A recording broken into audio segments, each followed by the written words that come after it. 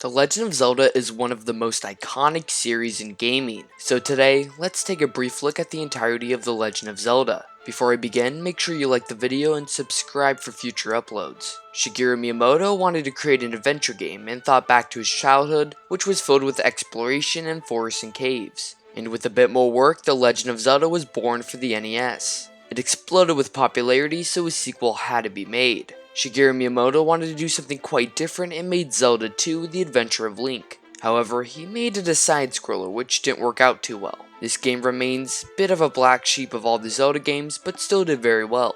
Zelda remained financially successful and it kept going.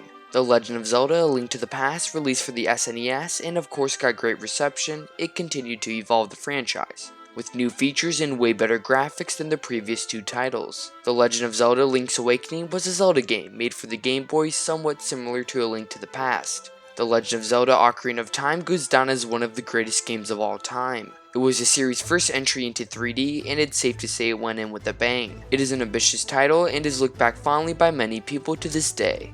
Majora's Mask is a much darker sequel to Ocarina of Time and is seen as a cult classic, some even saying it's even better than Ocarina of Time. Wind Waker was made for the Nintendo GameCube but came in with some controversy. Many people wanted a detailed and graphically impressive Legend of Zelda game, similar to the tech demo shown off at Nintendo Space World 2000. However, due to some concerns of the game being too mature, they went with a completely different art style. With Link, although its cartoony visuals may have not been what everyone was looking for, it was still a great game, taking place out in the open seas. But then it was revealed for the GameCube and the Wii that a new, much darker Zelda would release, the one that everyone had been waiting for, Twilight Princess. It also had one of the most memorable E3 reactions in history at its announcement. With motion controls for the Wii version and its wolf transformation gameplay, the series definitely took a turn. A much more colorful and motion control focused game would come out near the end of the Wii's lifespan, Skyward Sword, which requires Wii Motion Plus for more accuracy. A Link Between Worlds would be released for the 3DS. That was a bit of a remake of A Link to the Past, but taken in a bit of a different direction, letting him turn into paintings and causing unique puzzle solving and gameplay. I also want to talk about the plentiful amount of side games the series has had and appearances in other series. Games like Four Swords and Phantom Hourglass are examples of side games, and appearances in Super Smash Bros. And even in Mario Kart definitely cements its legacy.